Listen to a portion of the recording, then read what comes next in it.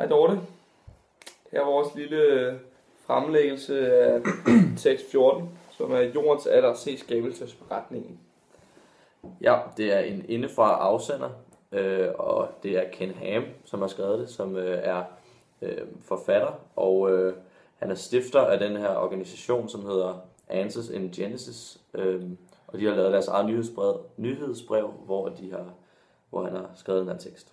Ja, og hvis man skal snakke om modtagerne i den her tekst, så er det jo ikke bare dem, der er med der, Answers in Genesis, det er sådan set den almene kristne, som han mener burde læse den her tekst, få det ud af det, som hans budskab er. I det hele taget også bare at lægge pres på de kristne ledere, altså præster og så videre, til at tage hans synspunkter i højere grad fremover.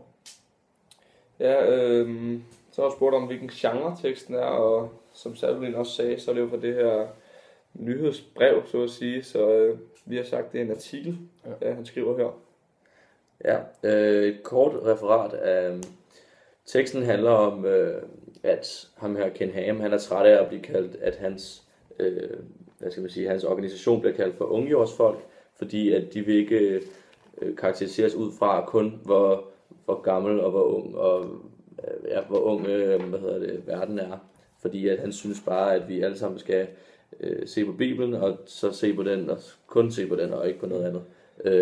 Og han mener, at videnskaben har gjort, at vi ser på Gud som ufejlbarlig, fordi at vi netop ikke, mange kristne ikke ser på jorden som at være ung, men accepterer, at den er flere millioner år gammel, og det kritiserer han rigtig meget. Ja, det han sådan set siger, det er faktisk, at vi, som Salmen også sagde, vi accepterer ikke, at Gud er ufejlbarlig, men videnskaben har gjort, at vi ser ham som fejlbarlig, og det er en forkert tolkning, hvis man ser ud fra Bibelen. Det er det, han ikke vil acceptere. Han synes jo, at Gud netop er ufejlbarlig, og mennesket er fejlbarlige. Så teksten handler sådan grundlæggende om, hvilke argumenter han har for, at videnskaben egentlig ikke har ret i det, de har fundet ud af, og hvorfor det er, at man bør læse Bibelen så bogstaveligt, som man selv gør.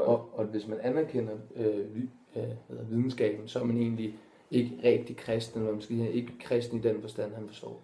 Og det var også det, der blev sagt sidst med, at han egentlig opfordrer folk til at læse Bibelen, hvad kan man sige, grundigere, således at de kan forstå, hvorfor videnskaben egentlig ikke har ret, selvom det er det, der sådan almindeligt i mange samfund i dag har, hvad kan man sige, anerkendt, ja.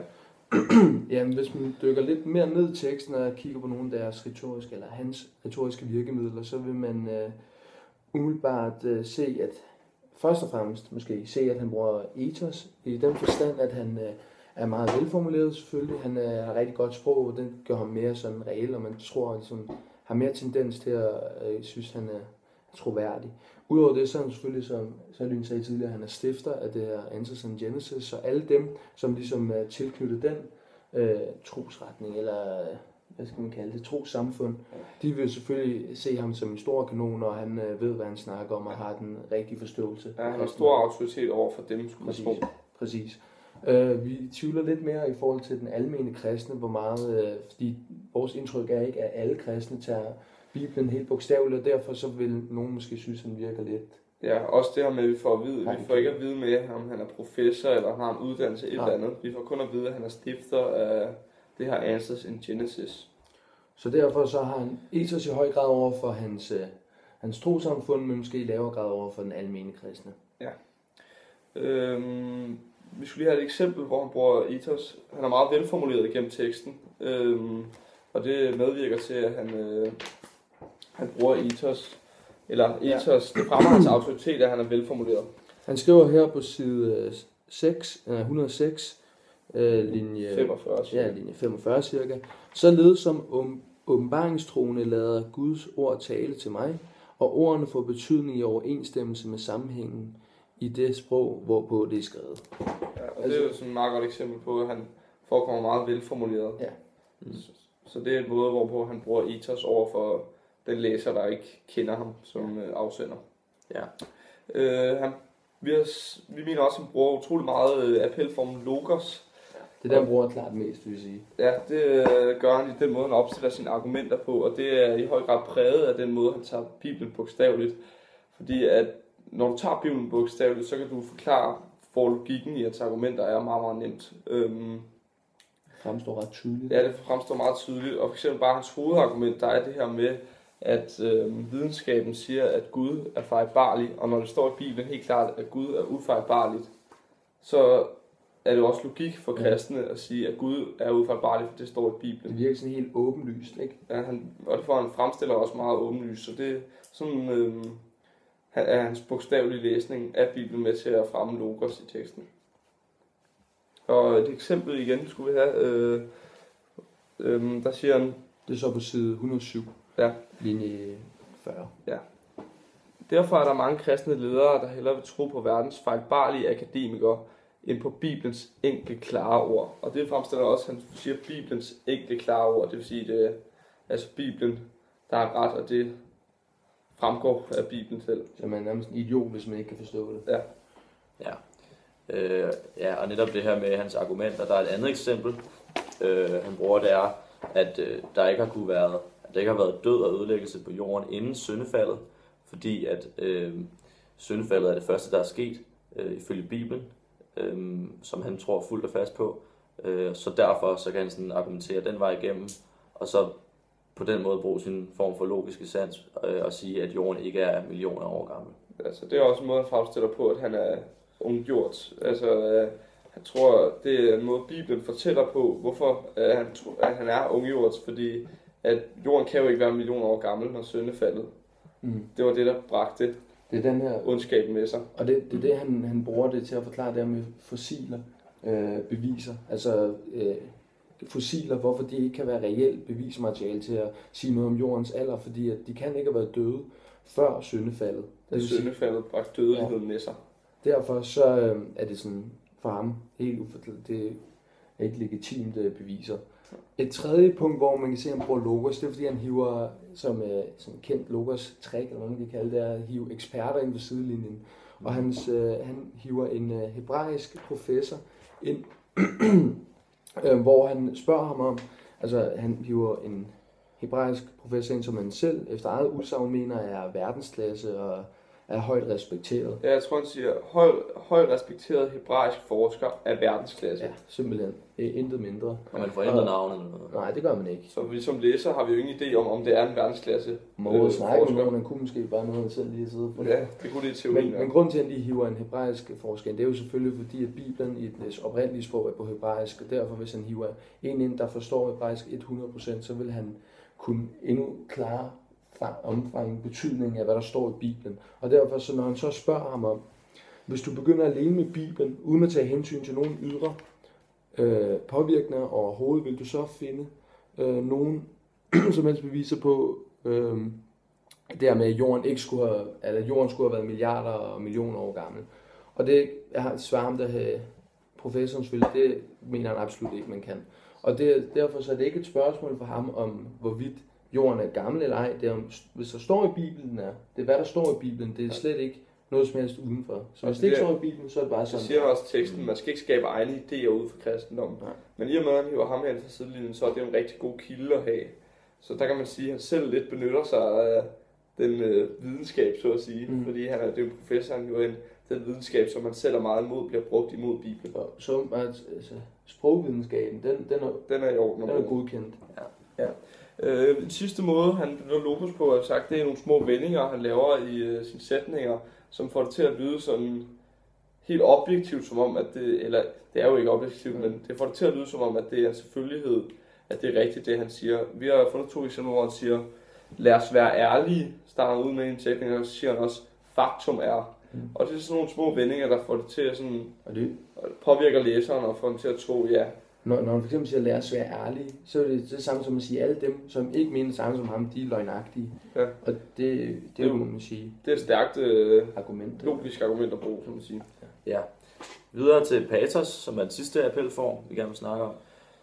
Han bruger patos på den måde, at han kun har én måde at se jordens skabelse på, og han mener kun, at de kristne, det er faktisk det hele teksten går ud på, at de kristne kun bør se det på en måde. Altså jordens skabelse.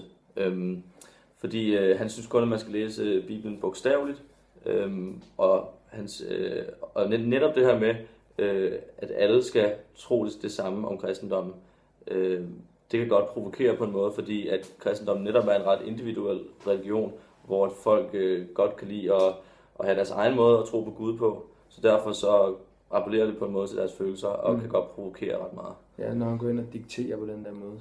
Ja. Hvis vi så hopper videre fra appelformerne over til, om vi har fundet nogle religiøse begreber, symbolikker eller metaforer i teksten, så er svaret selvfølgelig ja, det har vi. For det første og fremmest så henviser han til bibelsk materiale, både af Mosebog 1 og det af Korintherbrevet. Men udover det, så snakker han også om det her syndefaldet. Som vi har været lidt inde på. Ja, som vi har været lidt inde på, men han kom med sådan nogle der bibelske events. Eller... Ja, og det er jo selvfølgelig en nødvendighed, når han skal finde noget bevis for, at man skal tolke Bibelen. Det er ligesom det bevismateriale, han skyder med. Det er bare, hvad der står i Bibelen, så det bruger han. Så det sætter jo meget godt op, at det er Bibelen over for videnskaben, han ligesom sætter op over for hinanden. Ja.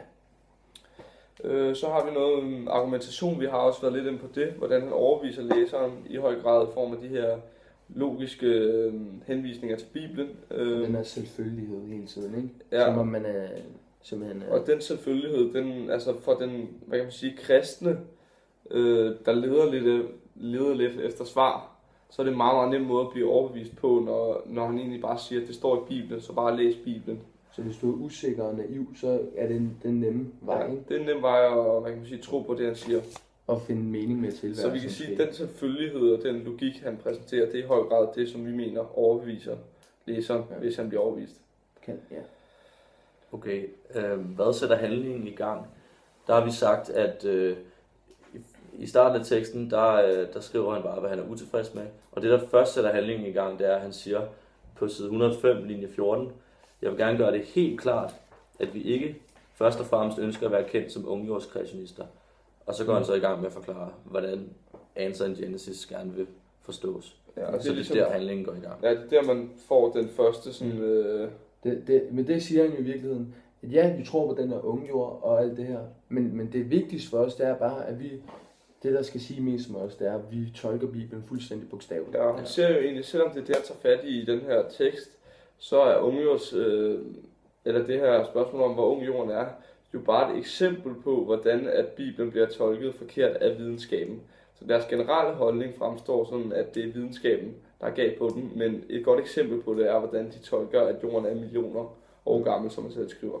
Ja, hvis man så skal konkludere her med budskabet til teksten, har vi selvfølgelig været en del inde på, men det er jo det her med, at han mener, at man i den kristne verden anerkender videnskab, og det er han stærkt utilfreds med. Han mener, at man skal gå tilbage og tolke Bibelen fuldstændig bogstaveligt, og det er ligesom sådan en opsang til alle i kristne miljøer om, at nu skal I ikke... Altså han er bange for, at de præster og andre religiøse ledere, de anerkender, at den er videnskab, og derfor påvirker de næste generationer til at gøre det samme. Ja. Og det mener han jo er fejlagtigt. Og det er jo det, præcis det, han siger til sidst med, at man skal hjælpe med at opfylde den mission at reformere kirken. Og det er jo en meget typisk fundamentalistisk tanke, det her med, at kirken skal reformeres tilbage til det var en gang. Ja.